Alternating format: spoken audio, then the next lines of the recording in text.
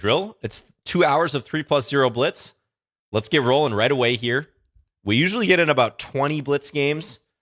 SSYX, good luck. So 20-ish blitz games. It kind of depends on the pace, how long I last, how long my opponents last. So let's get this started here against SSYX. I'll recap the rules briefly. They're not complicated.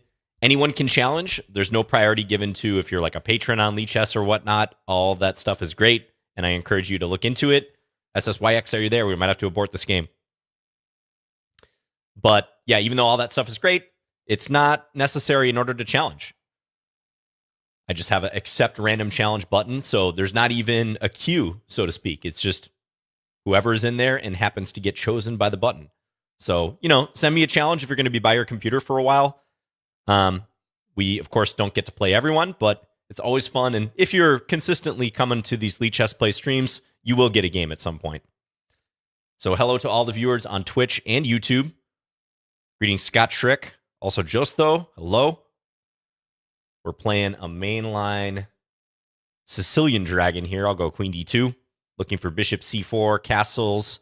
I think after Knight C6, modern theory considers castles to be a bit better than Bishop C4, but I'm nostalgic for Bishop C4. This is the line that I grew up playing in this position, the so-called Yugoslav attack, so I'm going to play it. And these positions can get real sharp. A6, I don't know about. I think it's a bit of a suboptimal move because B5 is not a threat due to this. Very important. I take the knight, which hits the queen. So anyway, found out the hard way that that's why it's not a threat. Yeah, thanks again, everyone. Scott Trick, Josto. Hello, Jason Jones as well says, wow, finally managed to make it to one of your Lichess plays. Yes, indeed. Yeah. Hello, Abyssum. Also, Disgrace F. Thank you, Jep. Also, Blunderchamp, greetings. Yeah, Queen C7. So, can I save my piece here? I guess Bishop D5 is probably technically the best move. I'm kind of tempted to play Knight D5 because Queen takes C6 runs into Knight takes E7, but that's a bit of a bluff.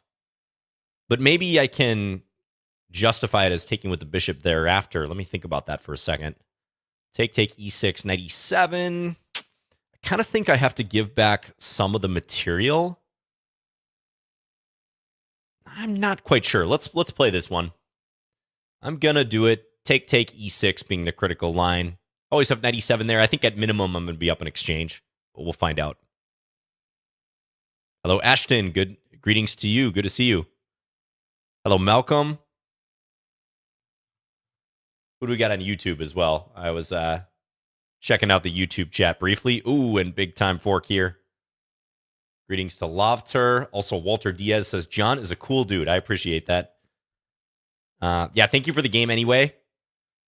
So, again, this A6, B5 plan, there are lines where A6 and the dragon setups are combined. The Dragadorf variations, it's called. But usually if black does it, it's earlier in the game and before black castles. Here, if you really want to get B5 in, you probably got to take first and then do it. But I still wouldn't recommend this way of playing. Usually you're best off going Bishop D7 and then Rook C8. I'm trying to create some counterplay down the file here. So thank you for the game. All right.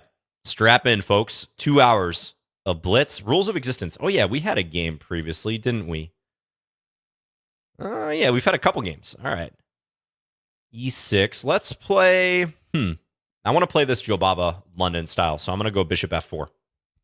And then Knight C3. Yeah. We'll play it like this. And now Knight B5 is one of the forcing ways to do this. Yeah, I guess I'll play it.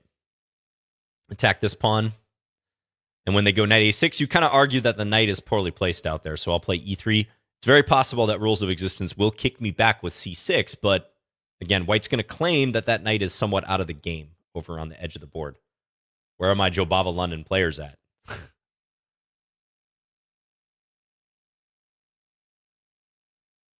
Good morning to Adam H. as well. Says, cool podcast with Levy the other day. Oh, thank you. Yeah. Yeah, I was on Levy's podcast on his Gotham City channel. was a good conversation. We talked for about an hour and a half. I definitely enjoyed it. Hopefully, I'll be back on in the future. Someone's asking about casual versus rated. Yes, this is a rated game. I personally don't mind if it's rated. I will put my rating on the line against you guys. So feel free to challenge casual or rated. All right. Do we know why this is a mistake? This is a typical reaction to white having a knight on e5. But there are two good moves here for white. It has to do with this bishop being undefended on d6. What do you guys think? Give you a chance while I take a sip of my coffee to think about it. I'm staring out at a pretty nice day here, I gotta say. It's mild. It's 21 degrees Fahrenheit, which is, what is the conversion? I'm too lazy to do this in my head. That is -6 Celsius. So that's better than what we've had recently. Okay, good. And I see you guys are pointing out the moves. Yeah, knight f7 or knight takes e6 are both good. I'm going to take this one on f7 just because I kind of like eliminating that pawn around black's king. But the main point is that this bishop is undefended. I know, right? Nuketown? It's so amazing how temperature is that way. Like those of you who live in,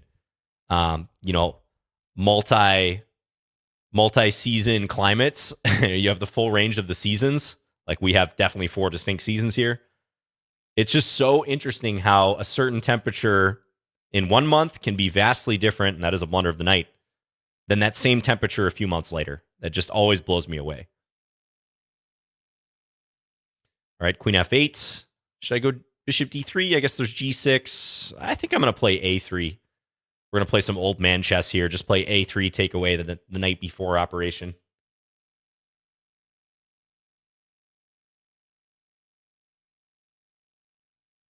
Don't worry, tonight should be miserable. Oh, don't tell me that. Is it going to get cold again around here? I'll take your word for it. All right, let's develop with tempo. You've lived in Northern California your whole life. I don't quite know what seasons are. Yeah, I have a friend. She lives in San Diego right now.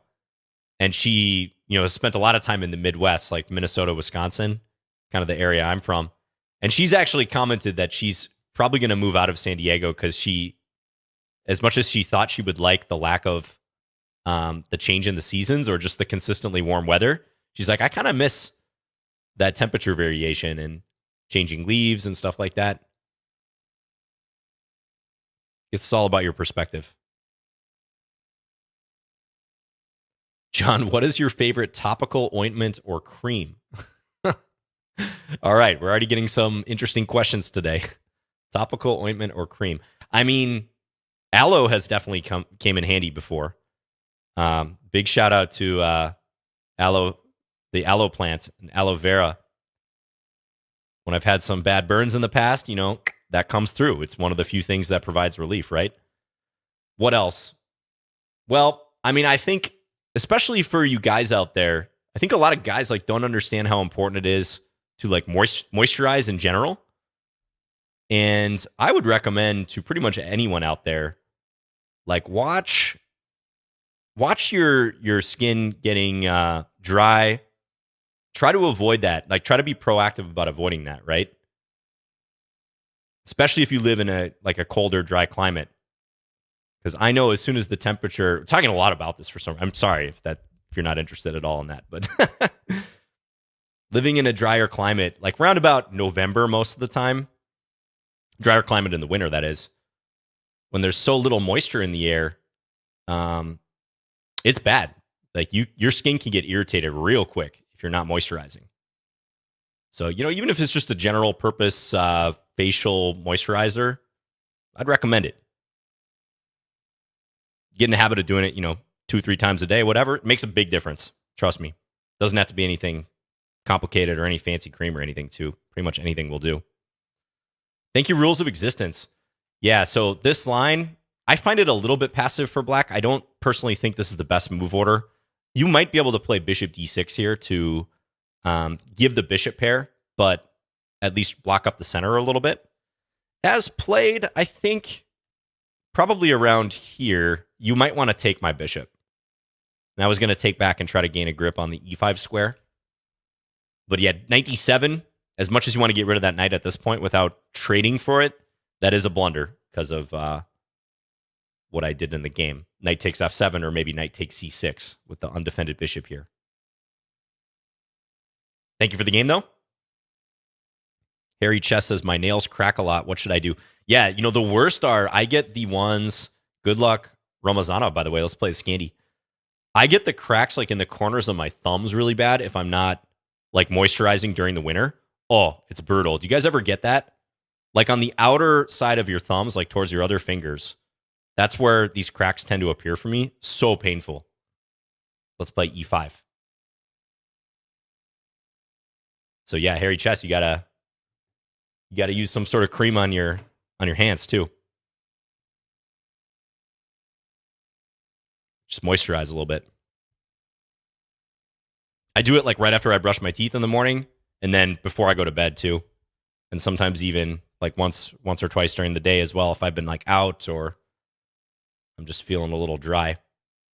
I think I played bishop d7 here, get ready to castle queenside. Now I've renewed this threat. This is a pawn sack line for black, but it's a real promising one. I love playing this line for black.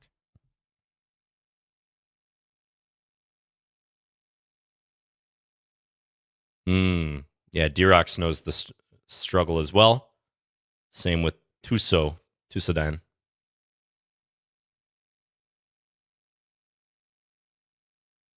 Yeah, I don't know about the Christmas tree. I felt even embarrassed turning it on today. I was almost like, am I pushing the social acceptability of having a tree out? But I did it anyways. Let's play rook e8. Now I can try to regain this, but I might just go f6 too. See what white does here. Might as well leave it up for the year. That's what my my late grandfather did too. He he had this little tree in his apartment in southern Minnesota that he would like literally put a bag on top of for probably 10 or 11 months out of the year, like basically every month, not December. And it was the same bag forever. I'm pretty sure the bag itself was like 20 years old. And the tree was smaller than the one I have. And he would just take that bag off like every December. It was just real efficient.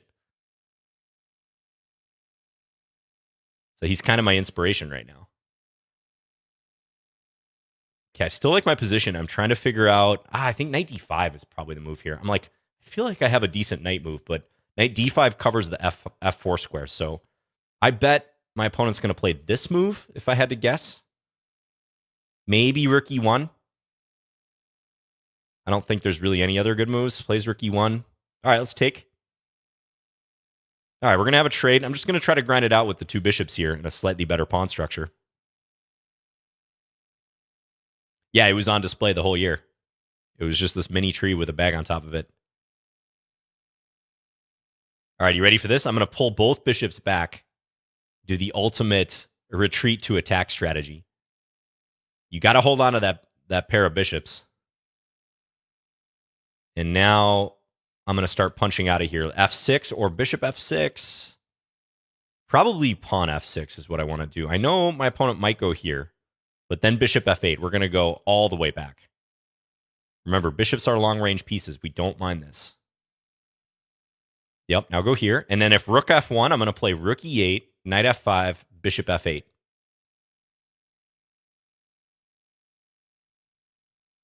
The bishop pair respecter over here. We want our bishops to remain on board against the pair of knights. And now I can start using my pawns, maybe. Let's go c5. If knight b3, that blunders a fork. White should not play that.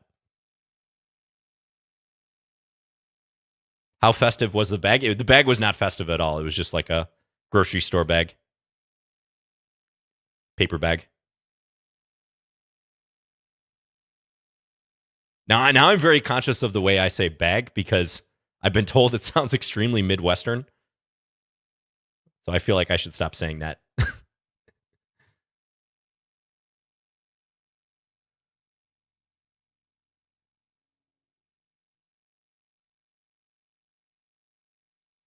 Hello, Chess Bros on YouTube says, who is your favorite chess player other than you? Ooh, yeah, that's always an interesting question. This is an interesting position too, by the way. Let's play a6. I am going to go with Karpov. It's pretty close. I like Kramnik a lot, too. I like Capablanca. I like Magnus. All four of those players are right up there for me. But if I absolutely had to choose, I'm going with my boy Anatoly Karpov. Let's just be patient here. King b7. I've learned a lot from Karpov's games. He was such a dominant player. And I identify with his style a lot.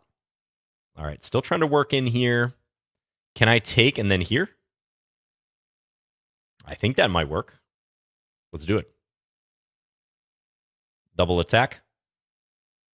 I'm afraid I'm going to get forked here a little bit, but I don't see one. If check here, king a7, very important. Okay, now I might be willing to part with one of the bishops, especially because I have check. Bishops versus knights, the eternal struggle. Watch rook d7. Nope. White resigned. Okay. Yeah, that was an interesting one. Thank you for the game, Ramazanov. I wonder, I felt better in the middle game. But wow, the engine gives black a massive advantage. That's way larger of an advantage than I would have thought. -3.5, really. After knight d5? Wow. Okay. I'm learning something. Bishop c5 is better here. Keep the tension. So the engine says, why are you in a hurry to take this? Which kind of makes sense, actually, because that bishop is being held hostage right now. It can't really go safely to any of these squares. But even here, you can see it really likes black's position on the order of a -1.5 eval or so. And that's the power of the bishops, and I know it looked like white was getting a lot of activity, and I'm sure I did not play this correctly, but those knights will gradually get pushed back if black plays this properly. And with my pawns coming up, the bishops exerting their influence on both sides of the board, I do believe this, although my eval, or my advantage rather, is pretty minimal at this point, so evidently I messed it up somewhere. I think that knight h4 move was a pretty big turning point, though. I know we're both fairly low on time here, but that allowed this take, and then the old double attack. The primary tactical concept in chess, creating more threats than your opponent can respond to with their single move reply. White's position kind of collapsed after this. But tough fight. Thank you for the game, Ramazanov. Gold Crazy City. Good luck.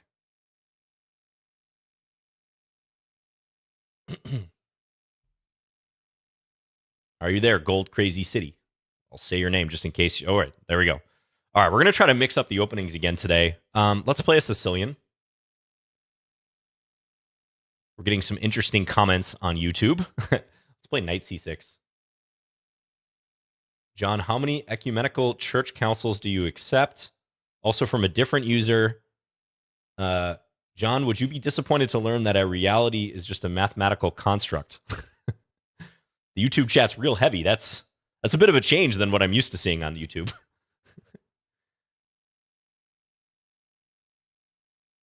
I am actually reading the YouTube chat, just to be clear. Okay, now in this line, you want to develop your knight through f6, which still is a little hard for me to wrap my head around. My instinct is always to play like e5, knight e7, but I think this is the better way to do it. And let's just castle now. This is the Rossolimo variation. Well, thank you, Peter. Yeah, glad you liked that podcast. Once again, that was a lot of fun. Bishop e3. Okay, so this hits the pawn. The choice is between knight d7 and b6. I'll play b6. For some reason, I think knight d7 might also be a move, but like a theoretical move, that is, but I'll just play this one. And now here, do I want to go knight g4 or perhaps rook e8? Let's go knight g4. I'm going to see if I can get this dark square bishop. I have a lot of challenges. Looks like I have 50+ challenges, as usual. Once again, shout out to Lichess, this beautiful platform we are playing on. It is entirely free, always will be. And shout out to the Lichess mods, too. No Joke Chess, Numeroid. If those two mods are in the chat, they usually are. Hope you guys are having a good day. Thanks for arranging this, as always.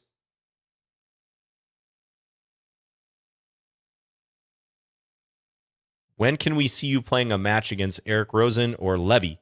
Yeah, not anytime soon, but at least nothing planned. But maybe in the future. John, has anyone told you that you look like Gary Sinise? I have heard that before, yes. Also, lately, people have been saying I look like Sean McVay. He's the coach of the LA Rams American football team that are going to the Super Bowl. All right. I feel like H5 might be a good move here. It's another position. I'm setting up the bathtub structure where I might be able to gradually push white back with my pawns, and I do have the pair of bishops.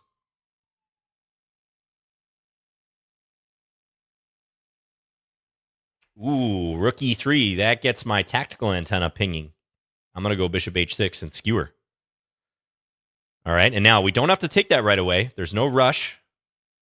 Kind of tempted to see if I can do something against this bishop. Not really seeing much, though. I mean, it'd be nice if I could get this trap in, but I don't want to block my own bishop. Just going to play queen d7. Let's just let white squirm a little bit. Take. Are pawn structures named after furniture considered good? I think that's the in the eye of the beholder. But the bathtub structure is an interesting one. It can be strong or weak depending upon the circumstances. I know that's a bit of a cop out answer there, but that is the reality. If they can attack the middle part of the structure, so like the base of the tub, then it could be weak. But otherwise, this clamp that you get in the middle is kind of nice. All right, let's go here. I'm going to try to get c4 in at some point because it's so explosive. I might need to improve this knight. I'm thinking maybe this maneuver is in order. My opponent's doing a good job of stopping c4, so let's play the old knight h8. We might switch targets here a little bit. Attack on the king side even. No pawn breaks really to speak of for white unless they go f3 at some point. So I can take my... Oh, speaking of that. Let's take... If queen takes, bishop g4. And that's bye-bye rook on d1. So I'm going to be up 2 exchanges now. Let's go take that. Let's go here maybe, or f5. Let's go here. I got to watch my time now. Gold Crazy City is fast, I can tell.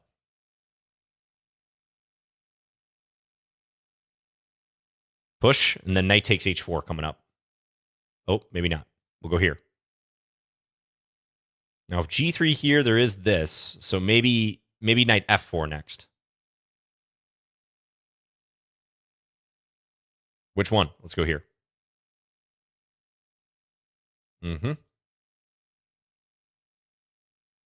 All right. Utterly winning position, but we still got to put the finishing touches on this. It's never easy here on Lichess Plays. Check. I know you all are hungry to take me down. I appreciate it. Ooh, and we get the mate. Thank you, Gold Crazy City, for the game. I think you were doing all right. The position might have been a little bit passive, but you're doing all right. Probably around here, you got to start thinking about using your pawns a little more. I know that's a slightly more advanced concept, but can you guys see how throughout this game, white had very little pawn play? That's one thing you got to watch for in the Rossolimo. Very little pawn play for white. Black was kind of driving the bus. I mentioned the bathtub structure that I set up.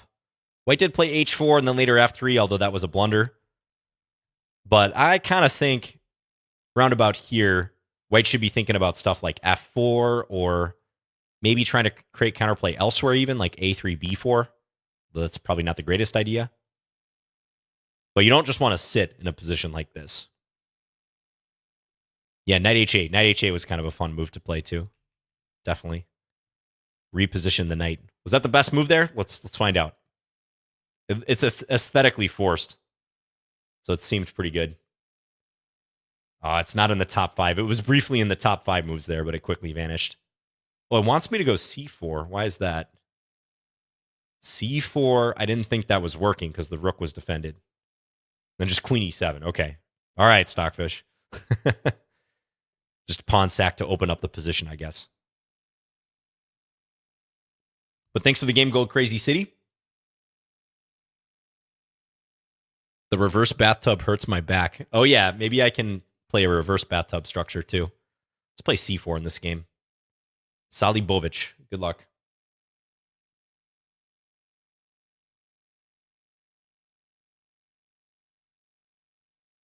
Hello, Kurt, by the way, on YouTube. Good to see you, Kurt.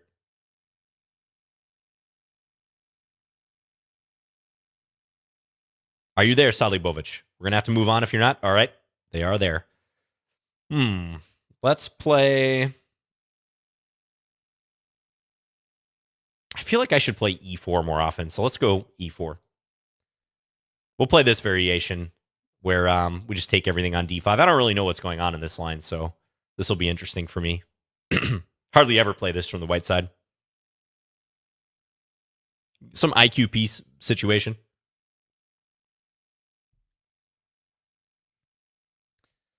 Let's go knight c3. IQP standing for isolated queen's pawn. Isolated queen's pawn. Another structure that can be strong or weak depending upon how you use it. John, do you invest in mutual funds, ETFs, stocks, or crypto? I am going to refrain from any sort of financial advice, even though I know you guys wouldn't take it that way. Not the right forum for it. Occasionally I might talk about stuff like that on my channel, but, you know, do your own research. Even if you respect my chess, always do your own research.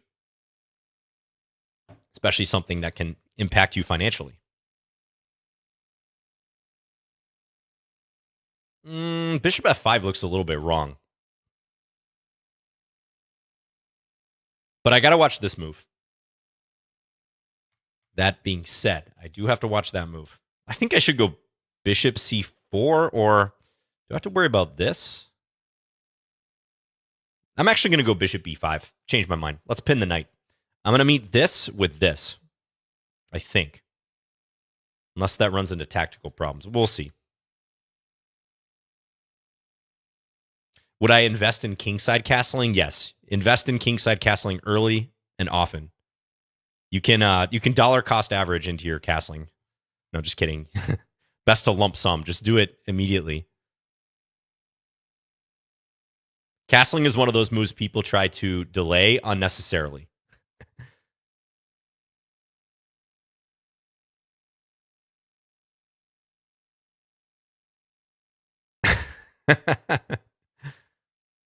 Hello, D-Rock. Yeah, I do. Thanks again, D-Rock, for joining today.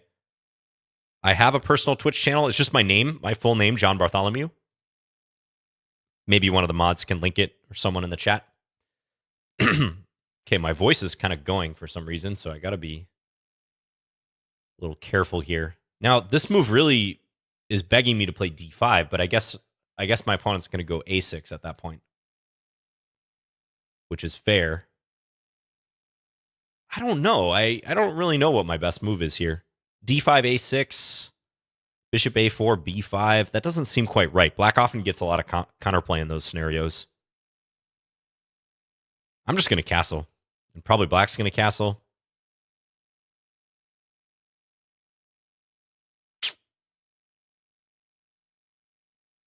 I'm torn. I just don't really want to give up my light square bishop. I know I put the bishop out here, though, but I think bishop d6 was actually a great decision by black. It kind of does look like a Petrov. Yeah, you get this structure out of the Petrov sometimes.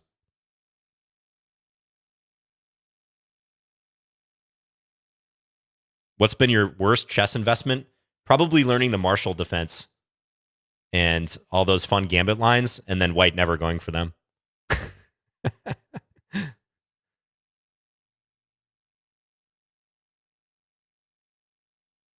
Nah, I didn't invest too much time in learning the Marshall gambit, but that is in practice what often happens. Like, you look at all these fun variations, and then your opponent just plays an anti-Marshall line. Or more likely, they play like an e4, e5 sideline. They play like the Scotch gambit or something against you.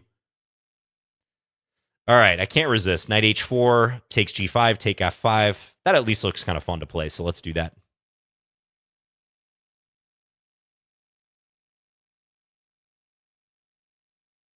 I would love to play the Marshall Gambit more often if people went into the mainline Marshall, but any of you Marshall Gambit players out there, I just think it doesn't happen too often.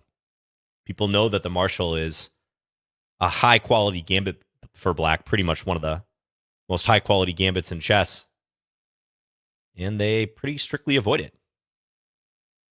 All right, let's take. I might be looking at trying to nurse an advantage here. I'm going to try to set a trap. You guys ready for this? I'm not even sure it's a good idea, but we'll see. My opponent's really getting low on the clock. All right. Let's go G3. Yeah, this is good for black if they play this correctly, but oh, just as I say that, the commentator's curse. Let's take here first. I think take on E1 and then Queen D2 is good, but now my opponent's blundering all their pieces. Thanks for the game, Salibovic. Yeah, here right at the end, if you play this and then here, I've got multiple problems on my hands. Not good. Maybe I have a way out of this. Let's see. Rook B1. Okay, counterattacking move. I probably would find that going after B7. I was trying to like hook you into doing it on the previous move. So before you play G6, G6 shows, I think, good awareness of what's going on here. I was trying to get my opponent to play something like this and then move the rook. Maybe I play rook F1. I'm really innocent here. Try to bait this and then bishop takes H7, win the queen. But black didn't remotely go for that. I'm really curious about bishop D6. I think that's legit. I don't think I have much of an advantage here. Because again, even though D5 will win the knight, you should get used to this operation. This is a super common operation in chess. When a knight is kind of dead, it's pinned by a bishop and also attacked by a pawn. Often the only way out is to attack the pinning piece, attack the bishop. And on A6, if I go bishop A4 trying to keep the pin, black can go B5. These positions, these happen out of E4, E5 lines. You can actually see that black is better here because the two bishops are pretty significant. These are all weak pawns for white too. Even if I do it this way, I think it's going to be a similar story. Pretty much the exact same position. So that's kind of the issue there. Yeah, those lines are super similar. So I think Salibovic, you actually played this quite well. I was a little skeptical of bishop F5, but might be all right. Just had to play a little bit faster. Thanks for the game. Okay, Niels 2021, or Niels, good luck. This is Niels Grandelius's anonymous account. Just kidding. Queen D6 Scandi, I like it. I like it. All right, let's play A3. Let's see if my opponent sees this possible weakness here. John, why have you abandoned the horsey game for a blindfold game at the end of the stream? Hello, Jazinho, by the way. I don't know. I've been liking the blindfold game more, personally, but I'm open to your guys' ideas. I'm quite open to feedback. I got a little bit sick of the Bon Cloud game. Blindfold I find a lot more challenging. I know you guys can't see the pieces, though, but hopefully it's like a fun little novelty at least. Ooh, and I'm going to pick this up. Go after the rook. Combine the two. Blindfold, Bon Cloud, horsey game. Well, the horsey would be kind of a moot point, I suppose, because it is blindfold.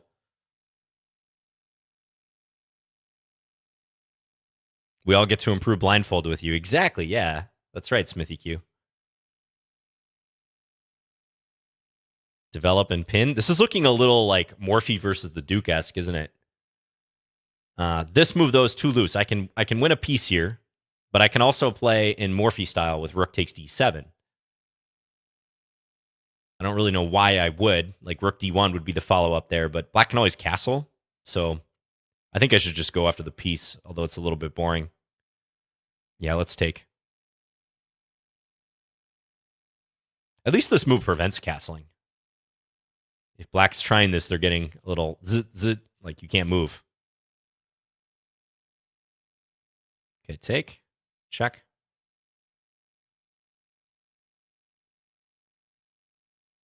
So up a piece here, just going after this pawn now. Oh, I'm sensing some sort of smothered mate-esque idea. Are you guys sensing this too? Let's think how I can pull this off. I need my knight here, and I need that square to be covered. So rook e1 comes to mind. The only thing is I'm thinking rook e8 is too obvious. You know? All right, I'm going to take a risk here. I don't know that my opponent's going to blunder into this. They're either going to push the c-pawn or they're going to move their rook to e8 and get mated. I think very good chance one of those two decisions happens. Niels, pause the... Yep, there we go. Okay, good move, Niels. That's a good move. Let's play this now. Knight into a6. I still might have a chance at a smothered mate in some wacky circumstance.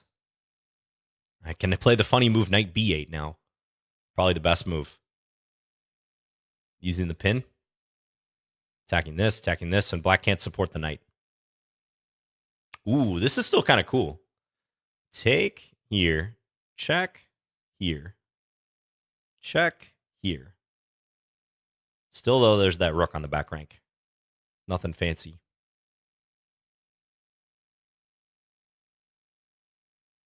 I can cut the king off with this, but then there's this capture.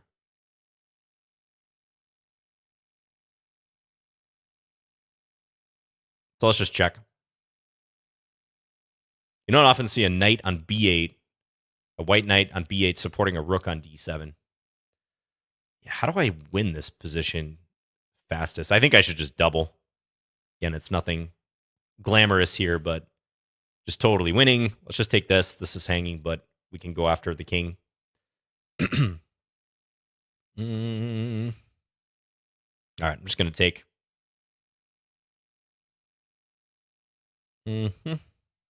Check. I guess I'll just take another pawn. If take here, take here. So we'll keep the king cut off.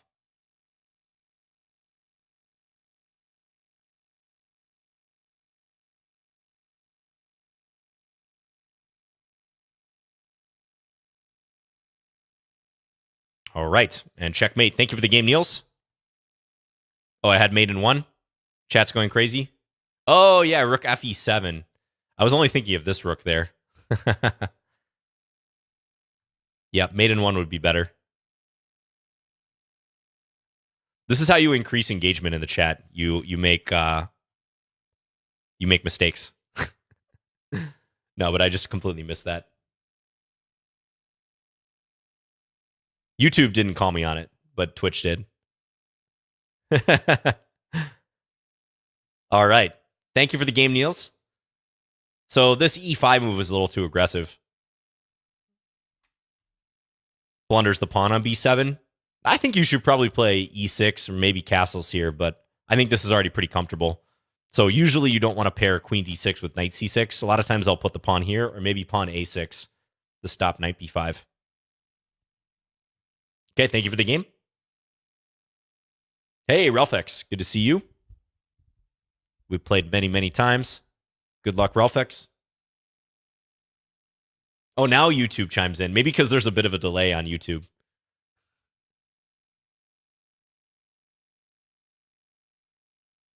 Yes, all part of the plan. No, I would like to say it is. However, I would recommend that to you YouTube creators out there, chess content creators. Don't feel bad about making mistakes because it's going to increase engagement. People love to tell you when you messed up, so don't at all take it personally.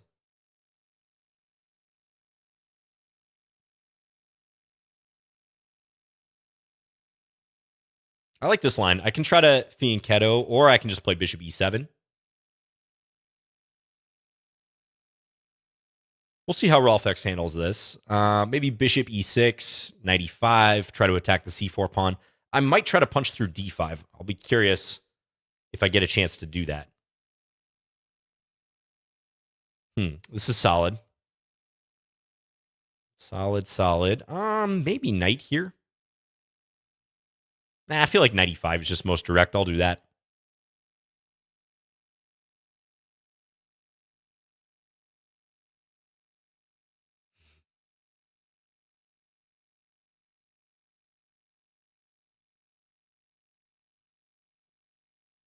Okay, someone on YouTube is upset that I'm not paying as much attention to the YouTube chat. I am looking at the YouTube chat, don't worry.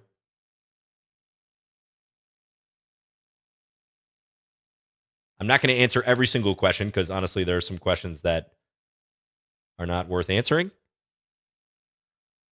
All right, now I'm going to play c6 and cover d5.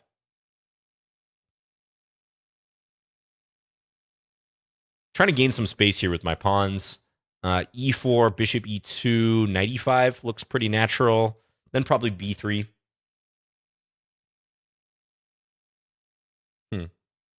Yeah, I think I will play e4. I like the fact that it gives me the e5 square. And as long as white's knight can't get in the action easily, I think this is a smart decision. All right, so this is hanging, but I actually might not want to take that because the rook can come into d7 later. I'm not 100% sure about that. F4 is going to be hard to pull off. This pawn's weak. This is an interesting decision. Maybe rook f7? Let's do that. Just reinforce this. But yeah, if I take on c4, I'd have to reckon with the rook coming in. Might have been okay to do that. Some sort of queen b4 in the end. But I wasn't feeling it, so I'm playing it this way.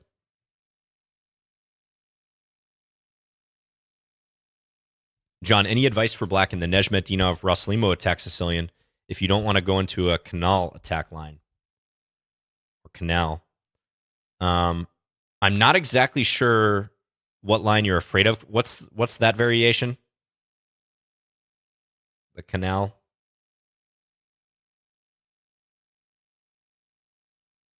Okay, again, I'm thinking about taking on c4. I'm just considering the ramifications of it. Which way to capture? I mean, I think taking with the knight is probably the most normal way here. That feels the most secure. Yeah, but there's lines there in the end that are a little annoying. Here, take, rook d7. Nah, I'm going to go for it. I'm going to do it.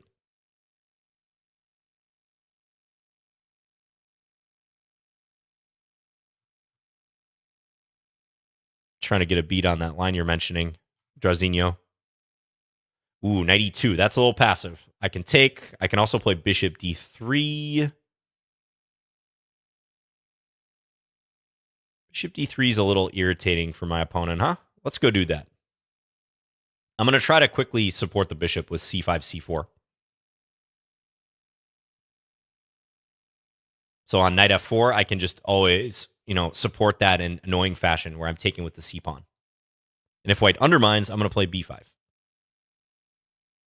if they undermine again, I might play a6, but I also might go b4, c3. Oh, look at this pawn chain.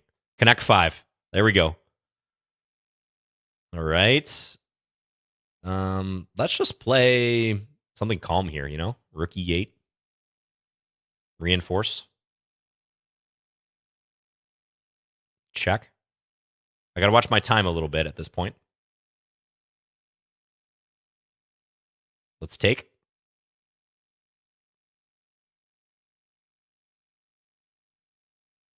Ooh, my opponent's on the defensive now. Let's take again. Now, I know I'm giving up d3 with this decision, but I feel it had to be done. Take here. I think my back rank's all right. I got to watch my king. It's a little bit open. Let's take. Just centralize. Nicely centralize. Ooh, and we're gonna go for this trade. I do have to play fast now, though.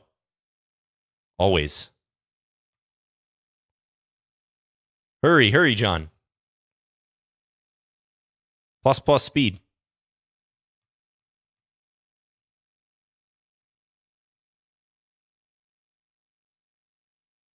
Okay. Oh, good game, Relfix. I feel like Relfix was taking it easy on me at the end a little bit because they maybe could have tried to flag me, but I think they knew that they were losing. Relfix was just like, you know what? You got me, John.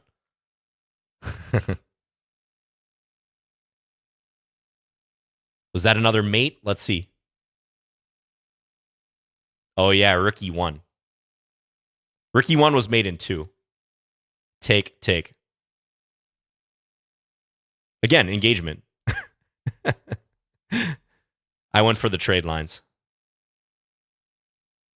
But yeah, that was mate in 2. This pawn endgame's winning. Thanks for the game, Relfix. That got interesting when you were daring me to take the pawn on c4.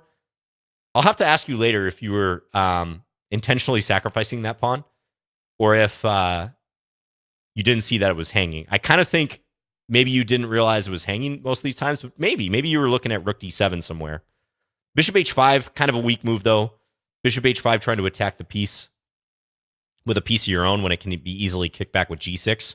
I think you just need to play b3 here and just kind of chill. Just defend your pawn on c4. That would be fine. Very interesting, though. Let me just briefly check this position when I have my bishop going to d3. I wonder if this was like justified for black. Let's see. Bishop take. Oh, that bishop takes a little more than knight takes.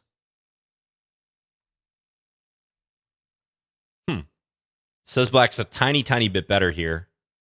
I was thinking about rook d7 if you try to go for this. Yeah, and I probably would have kept my queen because I did notice that if there's a trade here, normally 2 rooks for a queen.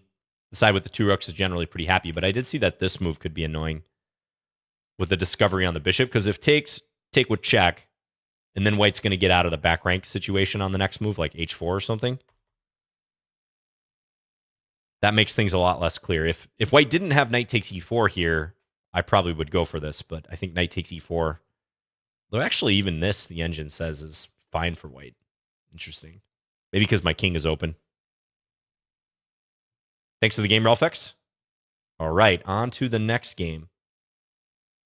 Cartman's Ghost. All right, we played before. Good luck, Cartman's Ghost. Let's play knight f3 in this game. Knight c6, always an interesting move. Okay, we'll go d5. High Roller says, well played by opponent. Yeah, Ralphx played that well. Definitely. Shout out to Ralphx again. All right, let's go knight c3. Sure thing, Steven. Yeah. Says, thanks, JB and Lichess. Yeah, big shout out to Lichess and all the viewers today. We got quite a few. That's good. Bishop d3. This strategy is always interesting with black immediately retreating the knight and then trying to undermine the center. I think I should just play like a4. Stop b5 ideas at any point. Just a useful space gaining move. Play rook e1.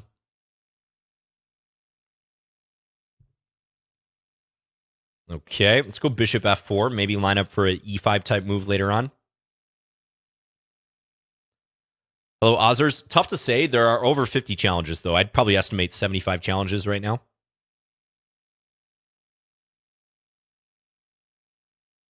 Drazinho, did you mention that line you're talking about? So e4, c5, knight f3, knight c6, bishop b5. I don't want to play d6, but I don't know better alternatives. Oh, well, I would say g6, kind of like I played in that other game a few games back. That's a mainline way to go. But maybe you said you didn't want to allow that. I didn't quite catch that. Let's maneuver a little bit here. I might send this knight over.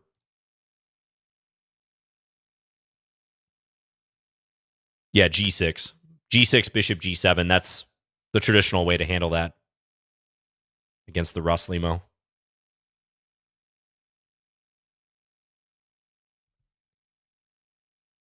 Yeah, check out my profile. I just played a game in that a few games back.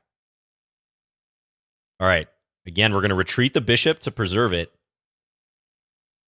And just try to keep my opponent a little cramped is the main thing. Now, if black puts the bishop here or the knight there.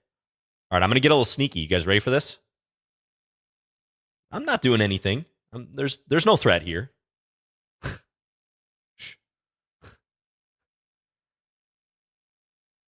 The fourth game this stream, that sounds about right. Yeah, it was the one where I did the bathtub structure. I had pawns on. It was the black side of a Rossolimo which it tells you the opening name if you go to my profile and click on the games. I had pawns on h5, g6, f6, e5.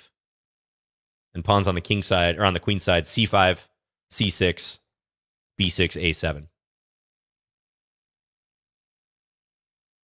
Yeah, so my point was I was threatening f4 when this square was not available, but Cartman was onto that. Well, let's do this, though. I'm making some progress now. Black looks just kind of cramped here.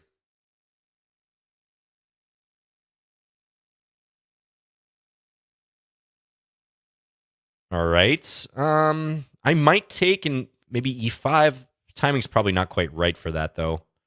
Looks interesting nonetheless. Actually, maybe the timing is decent for that. He's really challenging me to break through here. And I am very tempted to try to refute that. All right, I'm going to try it. I'm going to take. Let's go for it. So my point here is if black takes with the knight, I have this move bishop b6. Hitting the queen.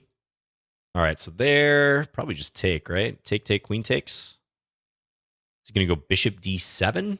No, we'll find out, I suppose. Or bishop b7, I mean. This might be okay for black, but... Oh, really? You're going to leave that just hanging, huh? Could take e5 first. Yeah, let's take e5 to start. Now if here. Queen takes, take the bishop. I don't think Cartman saw that this rook's hanging, and now they realize it. I don't think they saw it on the last move, but I think now he's starting to piece it together.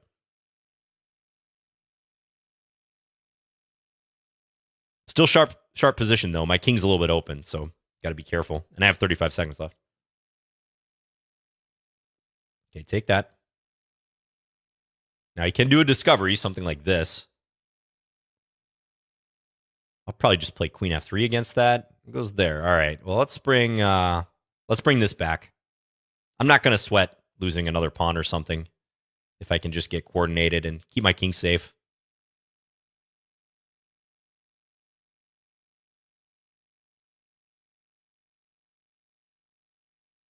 Yeah, this is winning now.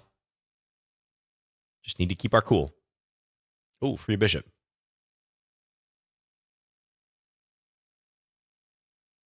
Okay, Cartman's Ghost, thank you very much. Let's take a quick look at that moment when I played e5. I'm curious if you have a good defense here. Looks like you do. D takes e5. It is not liking my position, so maybe you are better after all.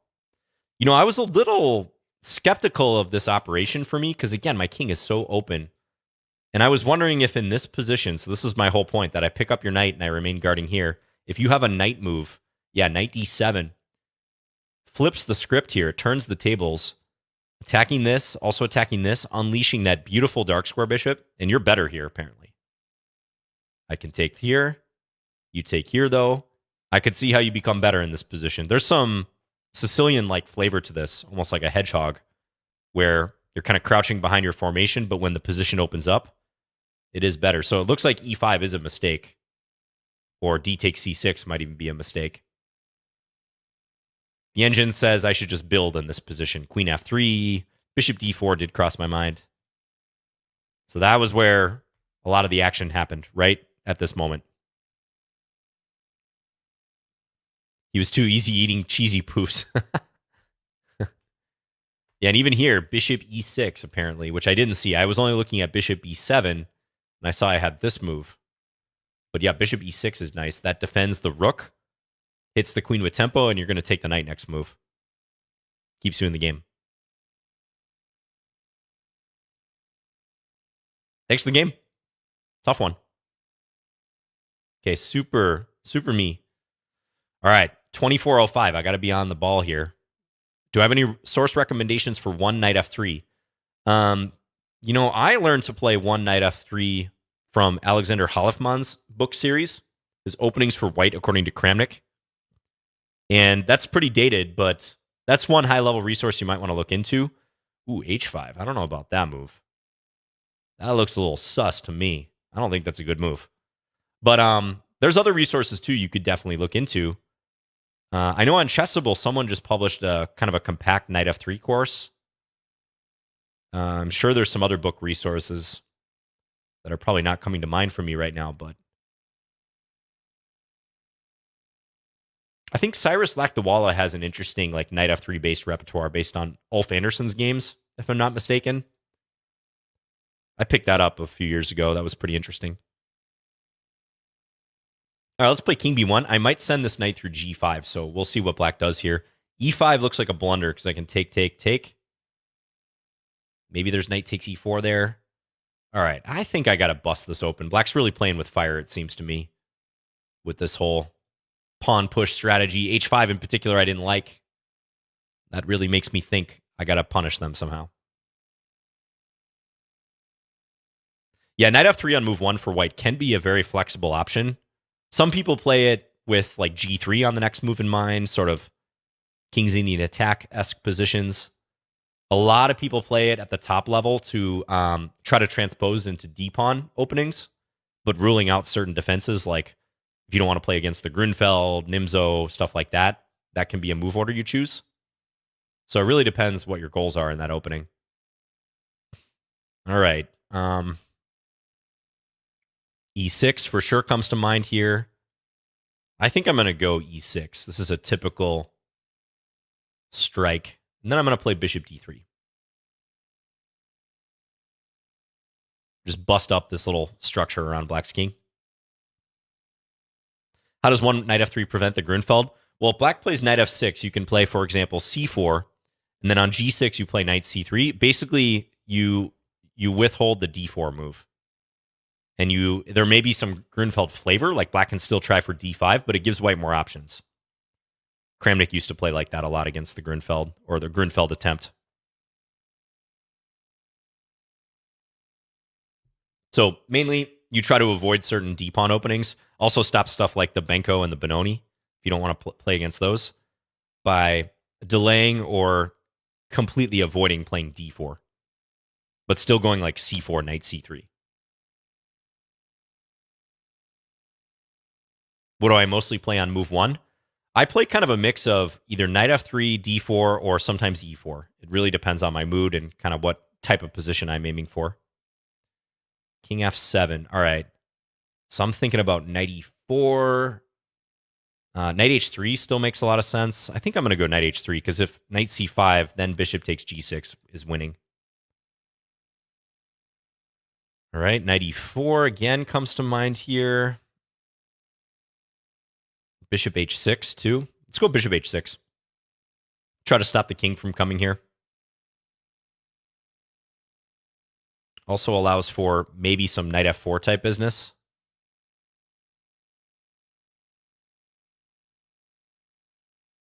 Yeah, let's go here. Attack this pawn. Knight f8. Threatens this. All right, all right.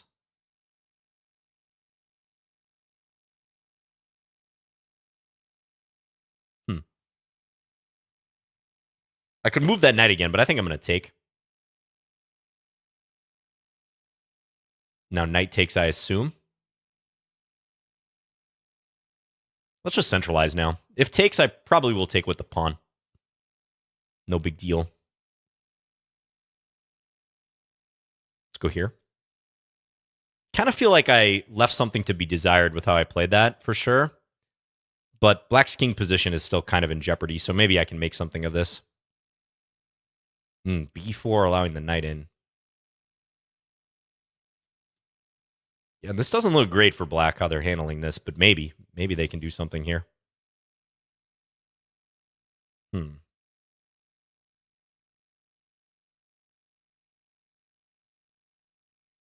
let's bring this in now.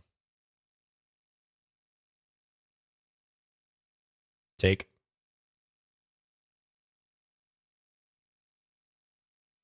E4 might be interesting, but probably not the greatest. All right, now rook e3 or knight e4. Let's play knight e4. I think I want to firmly blockade that square. going to be a time scramble now.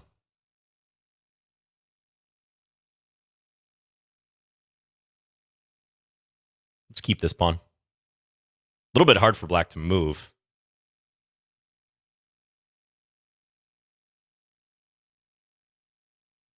Let's go here. I don't want to trade my queen.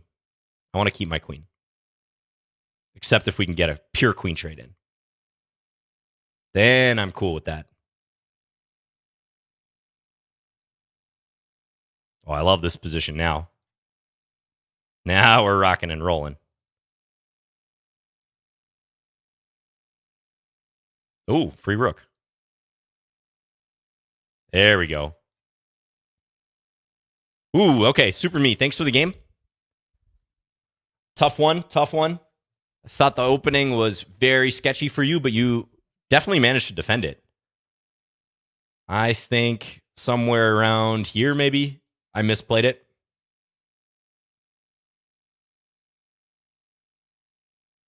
We'll take a quick peek with the engine. Yeah, this is +4, knight h3. I think bishop h6 was probably a bad decision. That seems kind of ticky-tack. I don't know why I played that.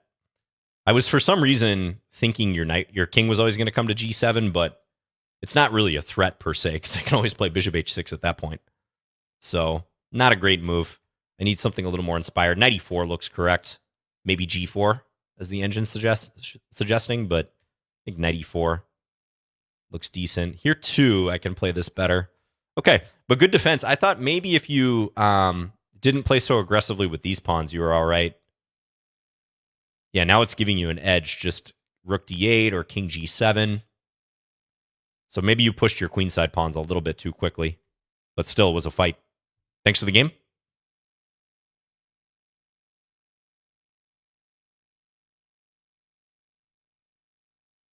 All right. Patero M.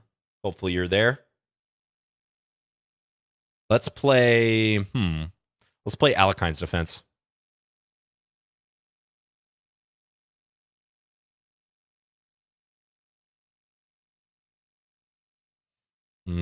Go here. And then c4. This is all mainline stuff. Now white usually plays f4 or knight f3. That move I don't think is so great, because if I can trade queens on d1, I'm pretty happy. White's pawn on e5 tends to be overextended. Oh, you hope they go 4 pawns? Yeah, 4 pawns is always interesting. 4 pawns attack. But no dice this time around. Yeah, again, this pawn can be overextended, so I'm thinking about ways I can maybe take advantage. I'm also looking at knight b4 here, threatening this. Let's try it. Because if rook c1, then I take a2. So we're going to try to hop around here with the knight, cause problems. Yeah, and I think maybe going after that pawn would have been fine too, but let's just play the immediate knight out. King d2. All right, radical way to try to prevent that. Bishop e6 comes to mind. Bishop f5 certainly as well. Let's go bishop f5. I think is a little more testing. I have some influence here, and I'm preparing to castle with check. Seeing some potentially interesting lines. Whoa, g4. All right, wasn't expecting that. So if I take, I don't know what the idea is. I can also castle, but if I castle with check, king c3, oh, maybe then I still play knight takes a2. But with my bishop hanging, I don't know that I like that much. I think I'm just going to take this. Let's just capture the pawn. Show me what you got. Yeah, this is a sure SM7B. That is correct. All right, castle with check. Always fun. Now, this knight is a target here, so king c3, I could take it, but I could also move the knight back or play like knight a2 check. Yeah, this is a great microphone. I've really liked this one. A lot of podcasters use this type of mic. I use it because I'm in my main like living room area, and I'm in a fairly smallish apartment with high ceilings. So it's very echoey if I don't use a directional mic like this. Like, you guys probably can't even hear me clicking my mouse, and my mouse is, a foot away from my face here pretty much. Oh, this is a good move. I was looking for something clean here, and I think this is the way to do it. Pick up this piece.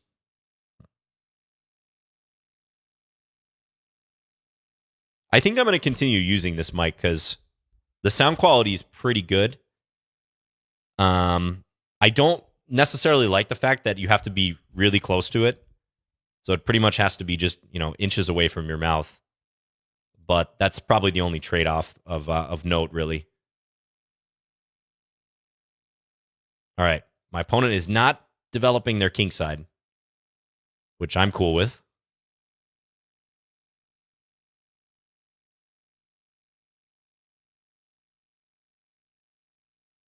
Okay, e6. Yeah, it's definitely an expensive mic. Although there are more expensive mics out there too, that being said. Yeah, I mean, when it comes to audio stuff and video too, you can get real expensive. But it's nice that there's options.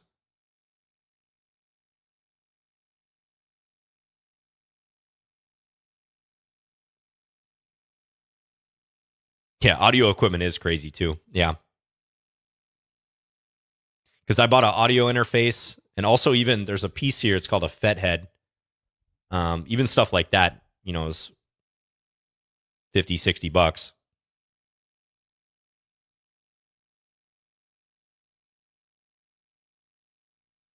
Check, take, and also check and take that one down there. I'm going to go for that. Oh no, my rook. Don't know which rook to take. Let's just take that one. I can go for either one. That's kind of a funny situation.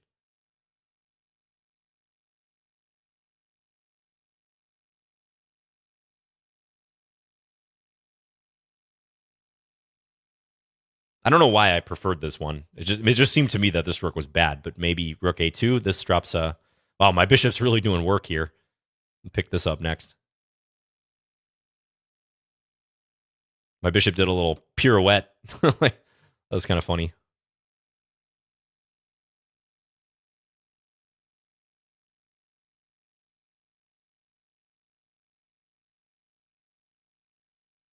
Rode NTB, NT-USB is as much quality as 99% of people. Yeah, actually, that's a great mic too. That was my previous mic. That's a great USB microphone. Absolutely. Oh, and one more for the road. We'll get another bishop move in here. I almost don't even want to take the rook, but a rook's a rook. All right, Patero, thank you for the game. I always felt like you were a bit overextended from knight c3, just not supporting that pawn on e5. That's why white usually does play f4 or knight f3. Sometimes they even take. So, yeah, I think this position's already pretty nice for black. So I would recommend one of those other moves. Thank you for the game. Someone said fathead. No, it's called a FET head. FETHEAD. That's this piece, like right here, basically. Okay, Bucco Bruce, good luck. Let's play d4, d6. Ooh, London. Let's go bishop g7. It's probably the most excited someone's ever sounded at facing the London.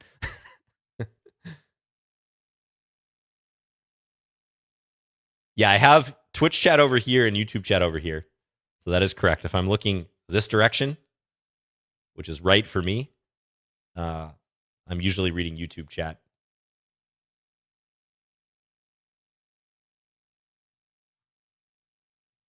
Hello, Eddie G, by the way. All right, I'm just going to develop. I could play for e5 right away, but let's just wait, especially against this aggressive move. Okay, you guys know what I like to do against this. We'll see if Bucco Bruce notices this. Queen e8, the sneaky queen e8.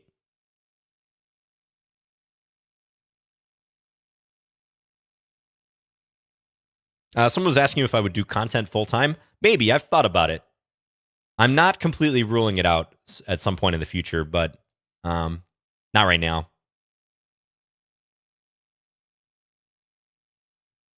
Actually, Levy and I talked about that a little bit on his podcast.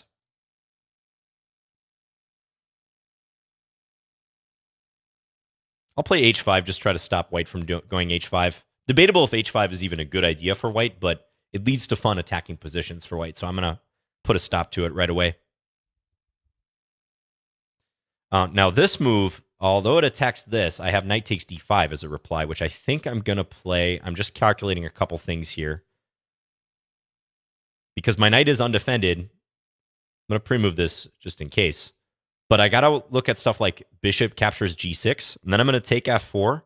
Then if knight takes c7, queen d8, knight takes a6, I can pick up the light square bishop, and I've got a lot of minor pieces to work with. This line might be similar, honestly.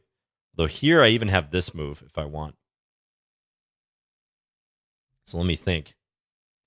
It might be interesting to allow knight takes c7, though. Like here, take... Because a lot of times that knight is a dead piece walking. You know? So, thinking about allowing that. Let's try it. You know, normally knight b6 is just like a real good way to play that there, because I would attack the bishop and still defend this. But I'm going to try for... We're going to give Buko Bruce a chance to play knight takes e7. We'll see how this goes. And Buko Bruce plays it. We'll see. Yeah, not going for the GM title right now either. No. Again, not something I have completely ruled out, but just not in that mindset at the moment. Oh, thank you, Jason Jones. Yeah, glad you liked that episode. It was a lot of fun.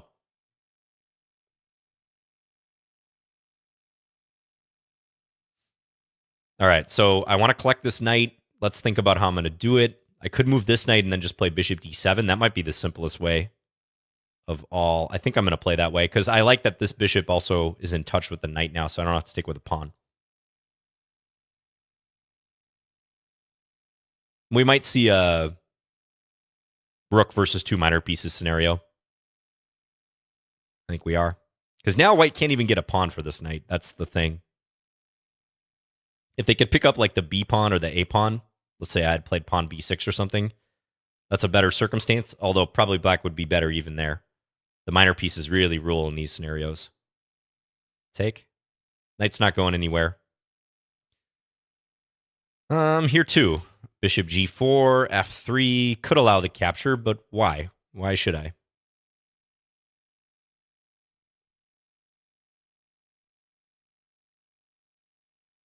I don't know. Let's go bishop g4. Attack the queen. Queen b3, I take here and defend this pawn. If f3, I'm going to come back with the bishop.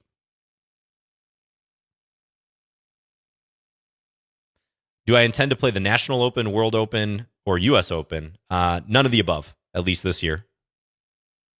But I have played... I think I played all those tournaments. The National Open is the only one I'm not sure if I played before. I always get National Open confused with North American Open because they're both held in Vegas. And I played North American Open a few times. I think I did play National Open one year, though. Let's go a6. I'm going to put my queen on a7. And then let's play b5, just grab some space. This is defended, so no worries there. I kind of want to attack that knight on g5 somehow, but I'm not exactly sure how I'm going to do it. This is just sort of a slow grind.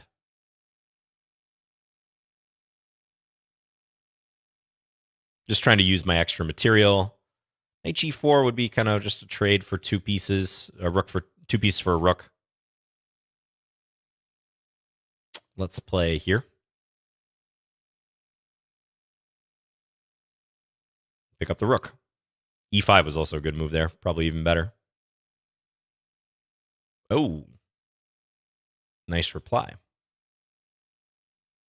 All right, I'm going to allow the fork on e7. And then I was going to play bishop d3 at the end and try to promote the pawn. Okay, Bruce, thank you for the game. So that operation, while interesting, going after the c7 pawn, I think it just didn't quite work because that d5 pawn was always hanging. So, I don't know. I'm trying to think what I would do if I were you right around here. Because queen e8, I am threatening e5 followed by e4. That was the point of this. for those of you who are maybe wondering why I said it was sneaky. So if white like castles, that's a very typical idea to try to fork 2 minor pieces at the end. And queen e8 is played instead of rook e8, so there's no pin here when this happens. So knight takes e4. If I had played rook e8 instead of queen e8, this would be fine for white. But here we get the fork. But yeah, knight b5 evidently is just not a good move, which makes sense because knight takes d5 is a tidy reply. Thanks for the game. Okay, Blundering Noob. Love that username. Let's play b3 against Blundering Noob. Do I think online correspondence chess can have any positive impact on your chess, similar to that of long OTB games? No, I'm not really a fan of correspondence or daily chess games, let's say. It's for me, it's personal preference. I totally understand that those games produce some of the most accurate chess games out there, but it's a big engine fest, right? Like you're just playing against someone else's engine. And I know on some of the sites, I think Lichess and chess.com, you're not allowed to use engines in those games. I think that is forbidden. But in correspondence chess, where you're actually playing either on an email server or by mail, it's allowed, which I think they've had that rule implemented forever. So it just becomes a big engine fest. And even if engines aren't involved, like it doesn't really appeal to me. It's not about functional knowledge. I think you have to have the element of time in chess to make competitive games interesting.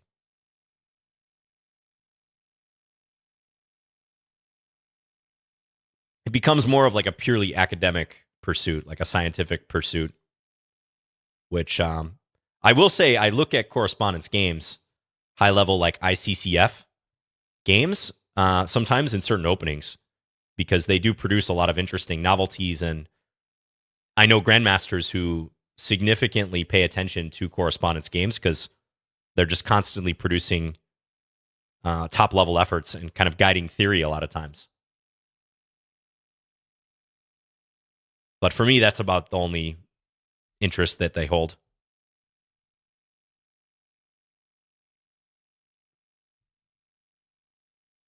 Hello, Joshua.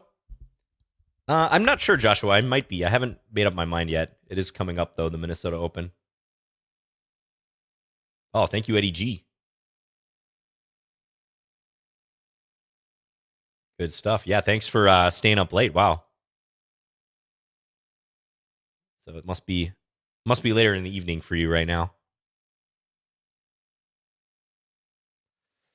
All right, so if I go here, I want to get my knight out somehow, but I don't want to allow d4 so much. So how to unwind here? I think I'm going to do this. This allows knight h4, so that's the only reason I'm a little skeptical of it. Yeah, maybe I'll even play g3 now. I think black should have played knight h4 on the previous move. I'm trying to do this. d4 could be played here.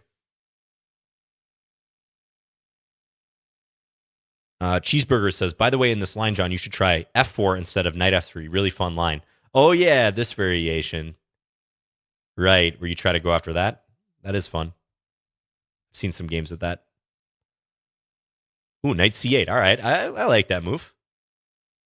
Trying to head to d6, maybe. Don't go to b6, though. Yes, go to d6. d6 is much better. More options from there. Ooh, retreating. All right. Let's play d3. I slightly weaken this pawn, but I think it's worth it to keep this out of here. And now I'm going to go a3. Some slow-moving pawn action here. Let's play b4. Grab the c5 square. I like where this is headed. I might establish the reverse bathtub here, guys. You ready for that? That's the shelter in place. You know, the upturned bathtub. I want to do it, but I got to defend my e-pawn first. We're going to be hiding underneath the bathtub for a second here. It's morally forced. I think my opponent's going to go here. Nope. All right. There we go. Reverse bathtub established. And even here, too. Look at that. Double reverse. Oh, that's an actual bathtub. Some serious pawn theory being on display here.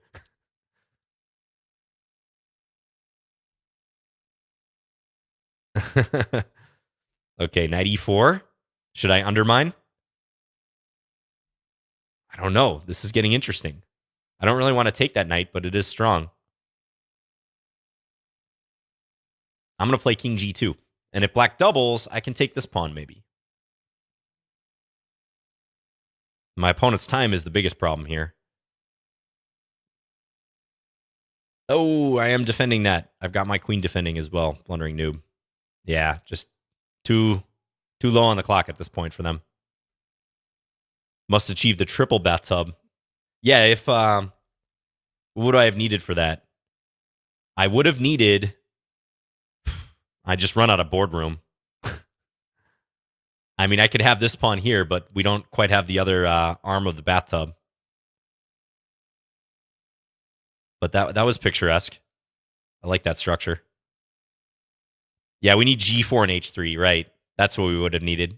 So 2 pawns in different spots. Thanks for the game, Blundering Noob. I actually think you got a decent amount of compensation, but probably you should have played like knight h4. If you bring your knight to g6, I think you got to send it in and try to go after my bishop. Thank you for the game.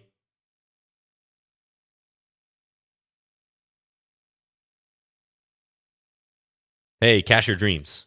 Okay, here we go. I remember you, sir. Viewer of my channel. Good luck.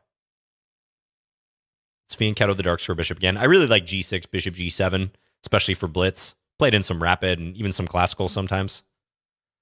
Let's try to play Bent Larson style.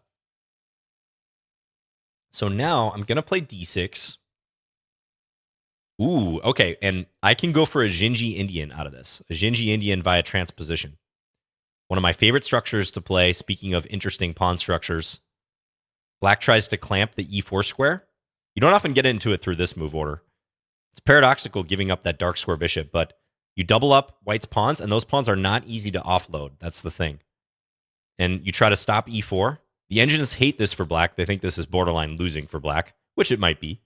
But I will tell you, if white plays standard-looking moves in these positions, white often ends up in a, I'd say, pretty prospectless position. It can be hard for white to find a plan. So maybe I'll be able to demonstrate that in this game.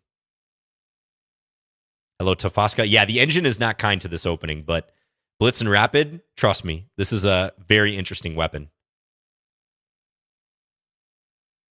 And I've used it effectively in Classical, too. Hikaru plays this from time to time.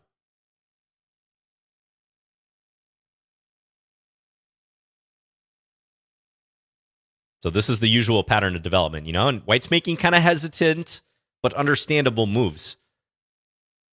But pay attention to what may happen here.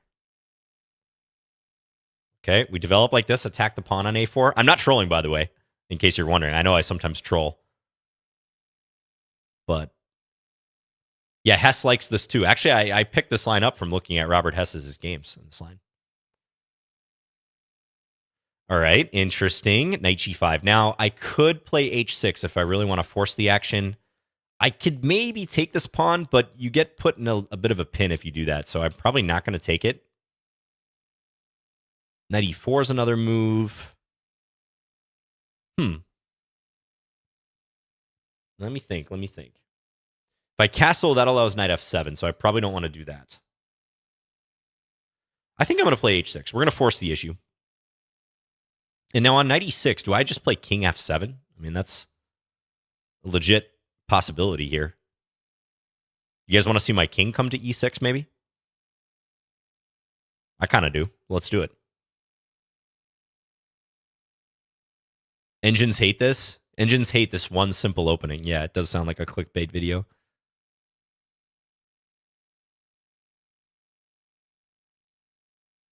Yeah, you guys want to see this, right? I mean, the position's so closed. Why not? These bishops are not participating yet. I've got all my pawns.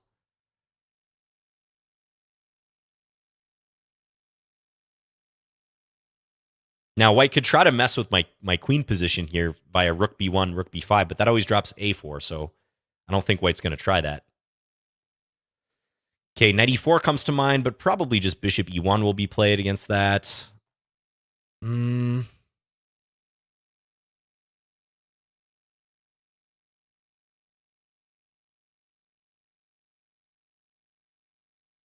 think I might just go rook b8. I don't know which rook, though. I'm thinking. You guys are going to laugh at my plan here, but I'm really thinking of a certain move. Let's do this one. This is funny. All right, now I'm going to go here, probably. I don't think I should worry about... Maybe bishop b7 could work. Looks kind of ridiculous for my opponent. Probably just move the king back now. There's also this move. That might be the best move.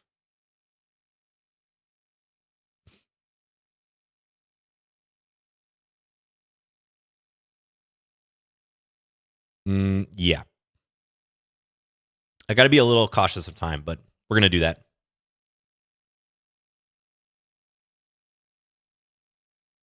Also, I sort of want to keep my king in the center. As much as it makes sense to move the king back, I can't resist keeping it on e6.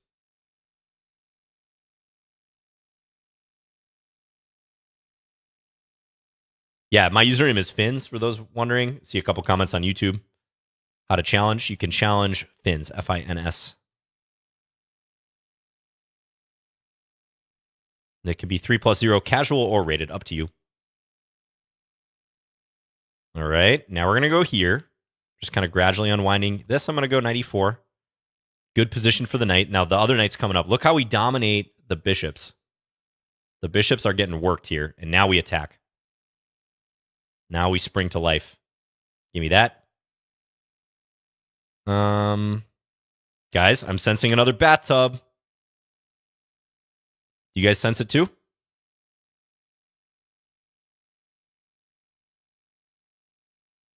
Get ready.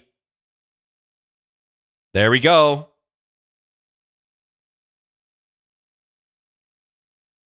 Oh, I see some tempting stuff. Do I have mate here? Take. I don't think I quite have mate. I got to do it this way. Check. Okay, let's just take.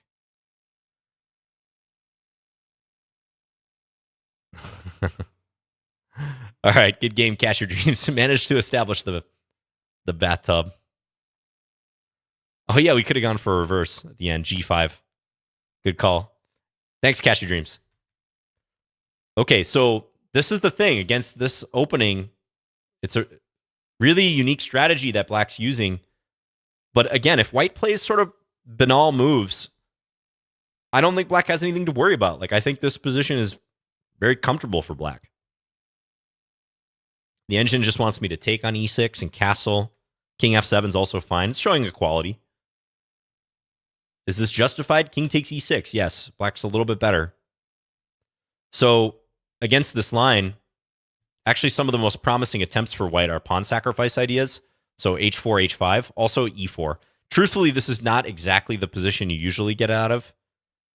Usually the pure Xinji Indian is this line, where on d5 you take and then play f5. And believe it or not, the two best moves for White are h4 and e4. But if you haven't played this line, those are hard moves to make. e4 trying to open things up, h4 often with h5, even with exchange sacrifice ideas. But nice little weapon if you want something unique. The only problem of this is, aside from the theoretical reputation, you can't force this line. White has other options here. They can play, you'll face knight f3 a lot, you'll face e4 a lot. So you can't necessarily force this circumstance where you give the dark square bishop for the knight, but you double the pawns and you later try to attack them. Hey, Axiom Fox. Yeah, thank you for the game. Okay, Joe Cup of Joe is next. We got about 30 minutes left in our stream. Okay, what have I not played? Let's play e4, e5. Haven't played this today. Okay, I'll just play knight c6. Normal stuff. Okay, let's play mainline.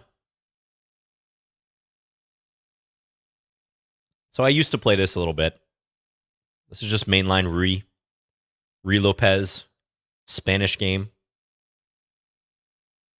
Play bishop e7. We'll meet that one with, let's play b4. I wonder if I can take this pawn. I wonder. I don't know, so I'm just going to play d6. Take queen e2, I wasn't so sure about. Probably lose it back at some point. Again, my opponent's really tempting me to play it. I really want to. I want to, but I'm not going to do it. I'm going to go bishop g4. Already we're in unusual territory for this opening.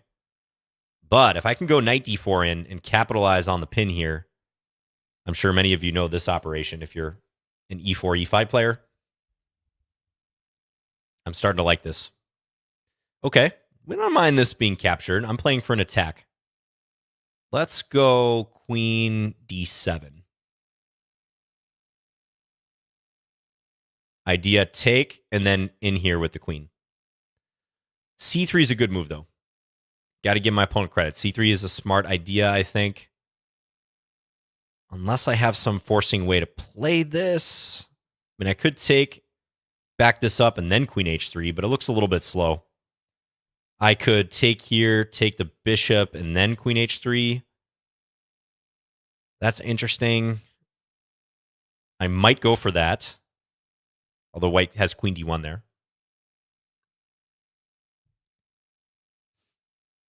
Trying to find some annoying way to play this. Let's go for that line, because I'm kind of curious if white will notice the danger around their king. So let's find out.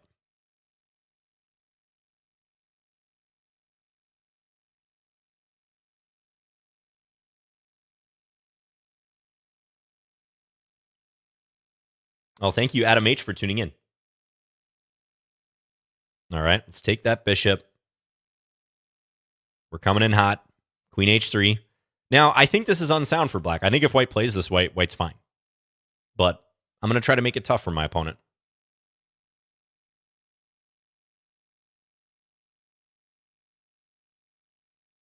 Good move. Queen d1. Yep. Retreat, defend. Now, how? All right. We're going for a fishing pole idea. Buckle up. Once again. h5. This is not so much to get the rook involved. I want this move. I want to attack. Knight d5, though. What's my level of conviction here in knight g4? Guys, I don't think this is good, but I really want to play it, so I'm going to do it. We might witness a loss to an 11-29, but if they beat me, they fully deserve it. I really want to go for this.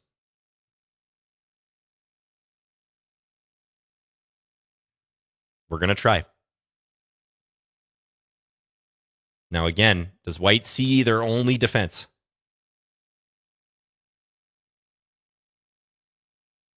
The rook's in the action now down the file. Time will be getting low.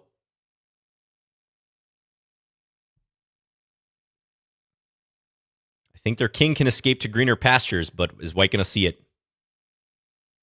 We're going to see the red question marks that the Lichess automated analysis gives me after the game. Fishing for a bathtub. Yeah, that was a little fishing pole idea. Joe Cup of Joe. Tick-tock. We're going to be playing a bullet game here. I'm going to keep the pressure on. Okay, good move for e1. There we go. Now, if I check right away, I'm going to be basically checking my opponent's king to where it wants to go. So I'm thinking of being more clever than that. g3, bishop h4. Those moves come to mind. Let's go g3.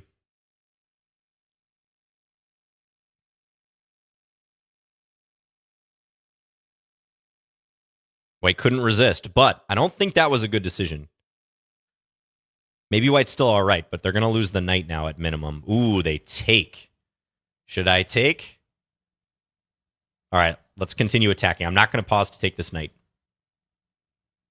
We're playing for the attack because now I have check. And then check here. I think I'm winning. The king can't get this way any further. King f1, queen g2, or this is checkmate. As was rook takes f2. Thank you for the game, Cup of Joe. Tough one, tough one. I think you're winning at the end, but very difficult to play in time pressure. Oh, look at that. Actually, no. I'm surprised. Black is winning. Is this idea actually good? H5, one of the top moves. Really? I thought this was total garbage by me. Mate in 11. See, I have this innate understanding of the game that allows me to play these moves. I just lack the conviction. No, I never would. I totally played this thinking it was bad. I didn't see a concrete way to win. Oh, G3. G3 first. Account banned, yes. G3 first. I played the human queen takes H2, and now it is better for white. John is not Stockfish, confirmed due to queen takes H2. Wow. That's a nice little idea. And actually, the idea is really similar to what I ended up doing. G3 forces checkmate. No kidding. I'm threatening queen takes H2, followed by mating on F2 for one thing. And the big difference, I can't take with this pawn because they get mated. So the big difference is after this take here, I'm getting this variation that proved to be highly advantageous and I think just winning in the game. With rook H1, rook H2 is the idea. Like clearing the second rank, basically making it impossible for white to flee over this direction. Very interesting. This is mate in 6. Imagine playing the top engine line and thinking you're lost. Ooh. That's a good little exercise, I think. You could give someone, I don't know, this position around here. Just have them calculate, is knight G4 good or bad for black? That's made in 12. That's crazy. Yeah, again, because I was praising Cup of Joe's decisions, like, okay, rook E1, take. Of course, I'm going to take the pawn, right? But in hindsight, taking the pawn, it's understandable that this is a mistake. And other moves are listed as good for black here, too. I can play the move rook B8, and I'm -3. Okay, if I played rook B8, I mean, you can really call the Lichess police on me. F5 is the next best move. But basically what the engine is, in effect, saying with this is that this attacking operation, paired with the G3 move in particular, like G3 first, if possible, is so strong, even delaying it by a move is good. It's very interesting. Let's look at one of the top lines here. Let's say, wow, and then G2 as well. Okay, yeah, G2 is the main idea if white defends this, actually.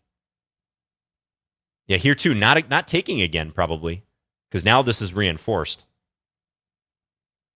Take, and then bishop takes and white wins. So actually G2 with unstoppable queen takes H2. That's sick. So that's another wrinkle. And then if white tries to make a window here, then you promote checkmate. Nice. John actually saw the full line before the game even started. Right. Suffering from success, DJ Khaled. Very interesting. Okay, I could analyze that further. I'm very tempted to, but we got a few more games to play. We still got 20 minutes in this stream. Shantham Garks, good luck to you. Shantham Garks beat me in the Blindfold game, if you guys remember this. It was actually a pretty hilarious game.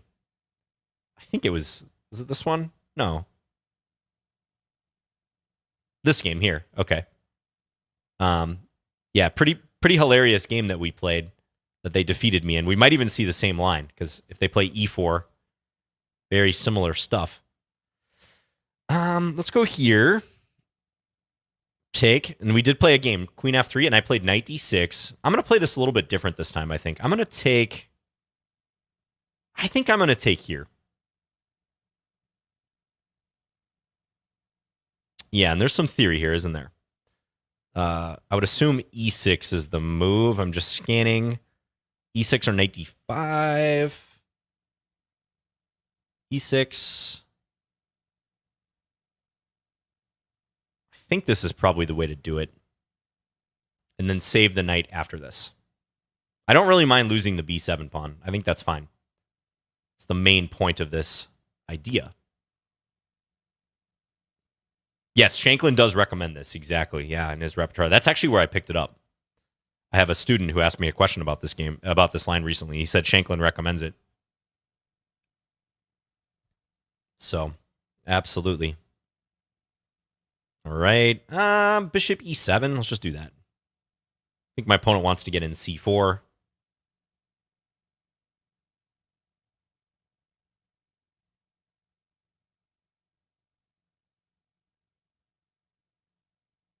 Hello, Ephraim. You can challenge me on Lichess. Definitely feel free. It's castle. Okay, time for c5, I think. We'll bust this baby open. Okay, so if I take, knight takes is probably going to be the answer. Maybe knight h6, or sorry, pawn h6. Maybe just a6, always a useful move too. Maybe expand a little bit or do some stuff on the queen side. I think white's a little bit stuck here is the thing. So I'm not going to rush the c takes d4 decision.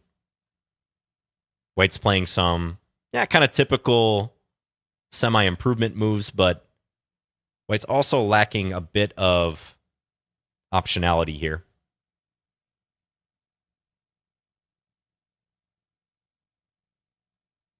Maybe queen c7 coming up. Or h6, then queen c7. We'll see.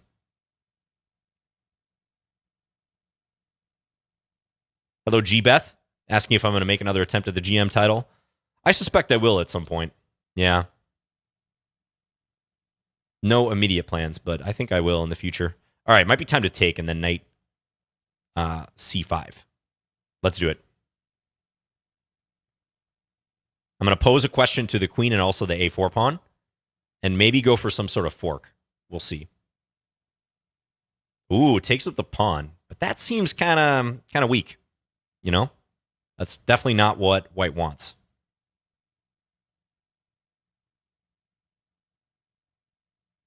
Let's play. That said, it's still interesting. Let's play. How meta do I want to get here? Knight e7, knight g6. I don't know if I want to play h6 as the thing. I'm going to play it, though. I have mixed feelings about this, but I'm going to do it. And then queen here. I'm trying to do this when I'm not allowing knight g5 is my main point here. And now queen in.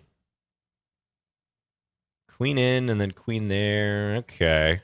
How about bishop here? All right, I got to hurry now. I'm spending too much time. All right, let's go here. This looks nice. Threatening this now. That's a pretty big threat. Ooh. Okay, take. Bring this in. Oh, I had a fork there. That's too bad.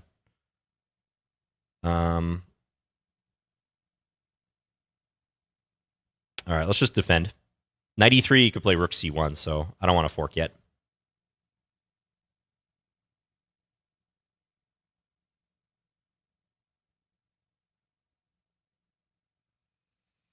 Okay, should be winning, but always going to be a little tricky, right? Let's go after some loose pawns. Shantham Grux is fast. I know. Ooh, now I win their rook, though. Rook g4, knight f2.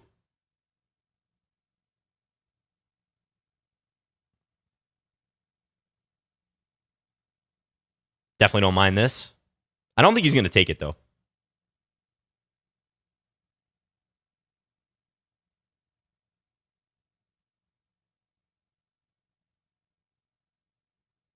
I'll just roll the A pawn. Yeah, resigns. Okay, rook e4 was also winning. Shantham Grux, thanks for the game. Yeah, I think you maybe had some chances when I started thinking a lot, but the position does look pretty good for black. I don't know. Maybe I would have gone knight g4 if I were you, but I don't think there's a whole lot there. So thank you for the game. That is a classy resignation, yeah. Shantham Grux is really nice because this game, Here, I'll pull this up. The last game we played, this was the Blindfold game I played at the end of my last stream. And it featured a hilarious moment. It was the same line. And it featured a hilarious moment where I played in this position, the move rook on b2 takes pawn on g2. I thought that pawn was undefended in my head, which is a 12-point swing of a move. Apparently, I'm plus 12 here if I played check and then queen e4. But I played that, and then Shantham Garks was kind enough to like offer a draw on the pawn end game, but they fully deserved to beat me. So I said, no, let's play. And then they did beat me. So shout out to Shantham Garks. Classy player indeed. Thanks for the game. Okay, Sovjet, you're up next. We get a few more games in here. All right, what have I not played? Let's play Caro-Kann. After you took his rook, you could have pinned his knight to his king and sacked the exchange. Yeah, that's true. There's a couple ways to play that, Rudy Russo. Yeah, GG, BD Gambitier. I think that must be you. Shantham Garks. All right, let's play knight f6. I'm going to take with the G pawn. You can also take with the E pawn.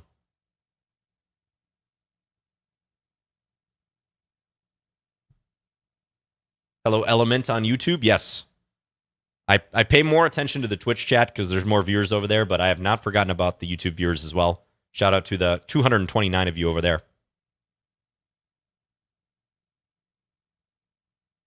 Okay, this is pretty comfortable for black. I'm going to put the bishop on g4, assuming white retreats. Very Scandi-esque position.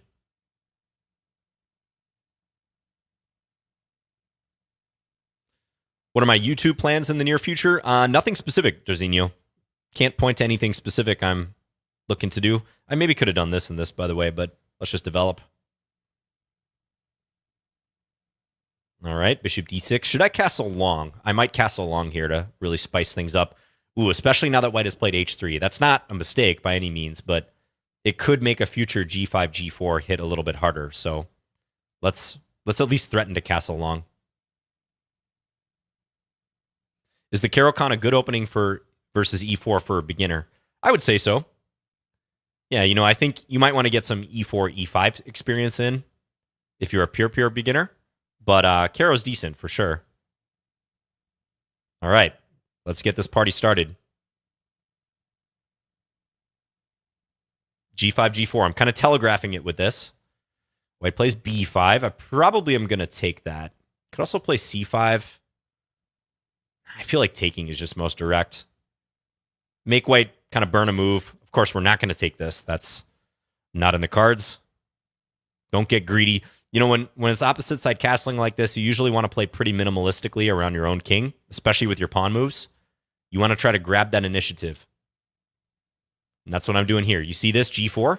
This is a lot easier for white to deal with if it's not also attacking the pawn. Although white might still be in some difficulties. But when it hits the pawn as well, 2 points of contact. I talk about this a lot in my videos. 2 points of contact is great when you're trying to open up an enemy king or even just an area of the board. Okay, now white is getting fancy here. I don't know that this is a great decision, though, because I can take, check. And that pawn on f3 is going to be a pretty nice asset in my attack. I'm also thinking if I can throw in something like this. That might be a good move, too. I know that looks wild, but that might be, and I'm very tempted. I'm tempted. Take. Again, with rook takes g2 and the threat on the queen coming in. If g4, I take with the knight. I think that's going to crush. You know what? Let's do it. One thing I've learned about Lichess plays streams, if you see a tempting idea and you're not unsure about it, if I'm unsure about it, I just go for it now. I think there were multiple good ways to play that, though. But this looks like the most brutal. So this is the idea. Take, attack the queen, also attack here. And g4, I'm going to take with the knight. And we will not be denied the attack down the G file.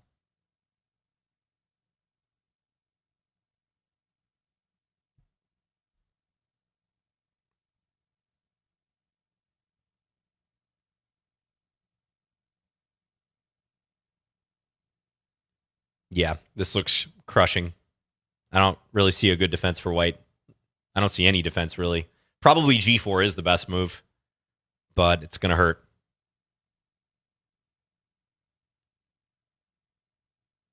Knight F3. Okay. Yeah, I did not see this defense. Clever. Let me take. Now, maybe knight in. This pin is still pretty nasty for white to deal with.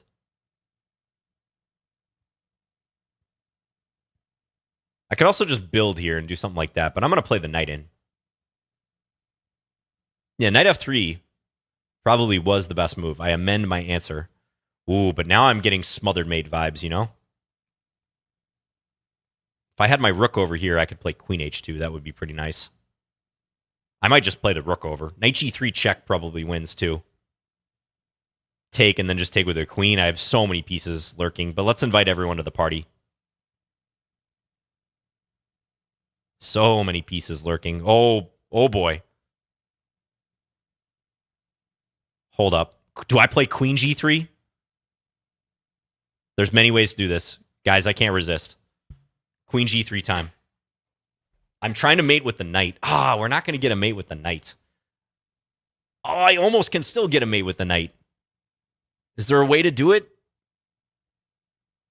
I don't see it. I don't see it. I can mate with the rook. I don't see it, guys. All right, I guess I got to do this way. There's no knight G3. Still a cool move to play, but is there a mate with the knight? I don't think so. Rook G1 is mate into as well. Yeah, Rook G1. Thanks for the game, Soviet. Yeah. I'm like disappointed there's no knight checkmate. Knight F3 was a good defense. I didn't see that one. It is -7 though. Oh, bishop F1. That bishop F1 loses the queen. Yeah, this is too much stuff around white's king. Knight E4, best move. Okay. Rook DG8. A lot of good moves here for black. Oh, queen. I should have played queen G3 on the previous move. I didn't see the idea fast enough. It only occurred to me to play queen G3 right here when this position came up, but this would have been splat. That would have been nice to play. Best move. Because then, if takes, we get this smothered-esque mate idea. So that's the thing. You know, hopefully that's helpful for you guys. I try to incorporate some educational points in these streams. I know we have fun here, but rest assured, probably 95% of the moves I play are moves I would play myself in like a competitive blitz game against someone my own rating. And I'm trying for max education value along with entertainment as well. So, yeah, you know, G5, G4, this kind of spike. It's interesting that white's best move here is G4 themselves, which kind of beats me to the punch. But that's psychologically a difficult move to play. But these are often race scenarios. And again, you want to try to play pretty minimalistically around your own king. The only move I played around my own king after castling queenside was C takes B5. And then it was just totally focus on the attack. Even this bishop H2 move, which is evidently best. Trying to take that ever-important initiative. That was a fun one. Good advertisement for these Scandi Caro structures. This was a Caro con. But the pawn structure you get, very similar to the Scandinavian. They're kind of brother openings in that sense. They're siblings. All right. I think it's time, guys. It is time for the blindfold game. This always semi-stresses me out, but it's a good kind of stress, you know? And you know what's funny? I entered a bullet arena. I streamed an hourly bullet arena the other day here on Lichess, and I didn't realize that I had this option selected, which if you want to do blindfold, you go to your preferences and do all the way down to the bottom, blindfold chess, invisible pieces. So I started my bullet game, first game of the arena, and it was just a blank board. and my time was running, and I had to quickly go into my preferences and change it. All right. Pray G. Pray G's in the chat, please. This is tough. This is always difficult. Blindfold. We'll see who we get. Ooh, Radio Kita. I am white. All right. Let's play D4. Good luck, Radio Kita. 1798. Try to play fast in the opening, John. And I know you guys can't see this, but feel free to follow me if you want. On Lichess, you can see it. Or if you want to suffer with lack of sight of the pieces, you can do so here. Knight F3. This is a good prelude to playing E4. Okay, it goes there.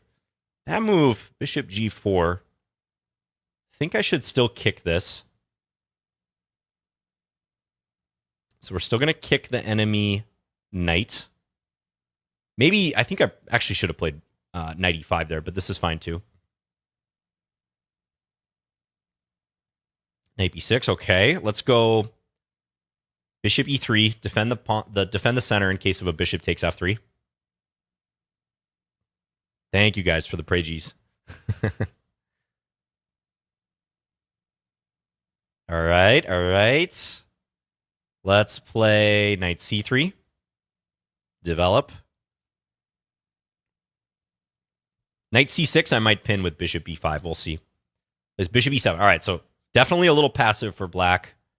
That happens in these martial structures.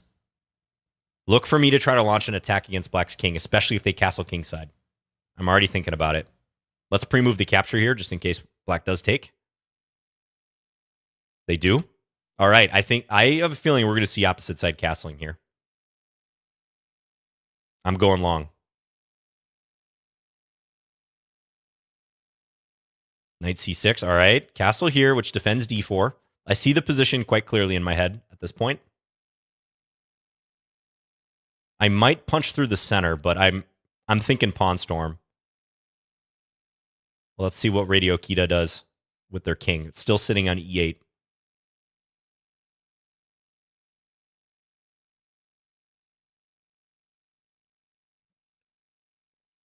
If you were joining now, you'd be concerned for my mental health if you didn't know there was blindfold. Yeah, right. Knight D7. Okay. E5 comes to mind. E5 looks like a pretty decent option here. I don't really know what knight D7 is about. I'm going to play E5, which opens up my queen towards C6. They play A6. All right, but that's not a pawn storm option really yet, because the knight will hang. So let's play H4. Maybe my opponent will make a mistake, B5, and not see that the knight is hanging. Ooh, I had bishop E4 as well. Bishop E4 would have been a good move. But okay, I played H4. Goes knight there. All right. So probably bishop here anyways. Oh, my bishop's on E2. No. My bishop's on E2. So that's just, they're fighting for the D5 square. Okay.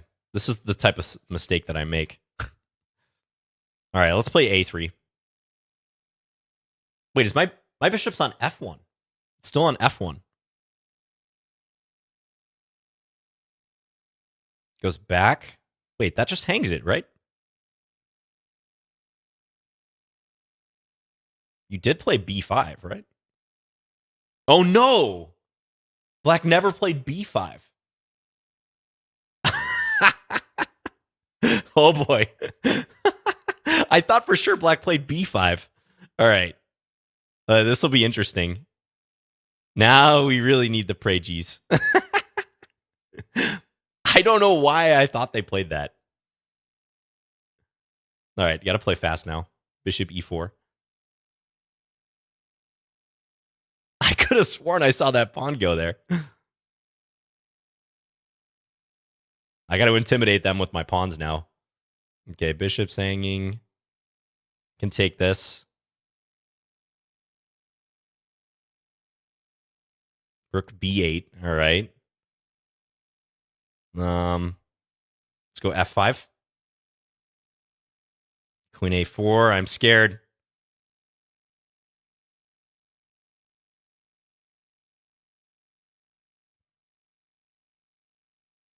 This is like a Shantham Grarks all over again.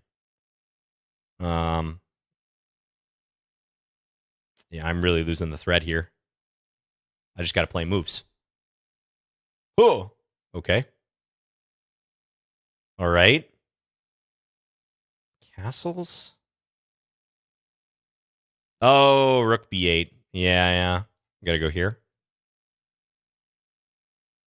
I'm busted now.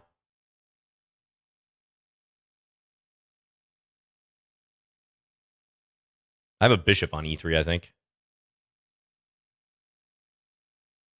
Yep.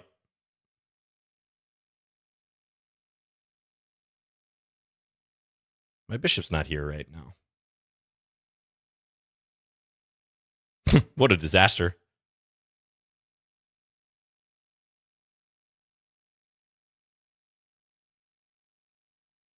Where are my... it's so tough when you get in time pressure. I think all my pieces are lost now. All right, I resign. Good game, Radio Kita. That was pretty tough after I blundered my queen. I have no pieces left. Yeah, I thought... I don't know why I thought black played b5. Maybe I just told myself that fable.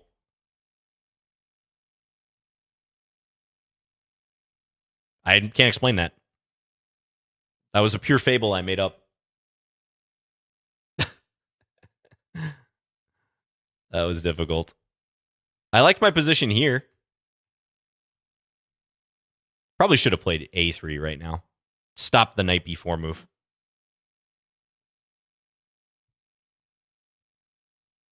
Yeah, I don't know. I'll have to go watch the stream back and try to figure out why.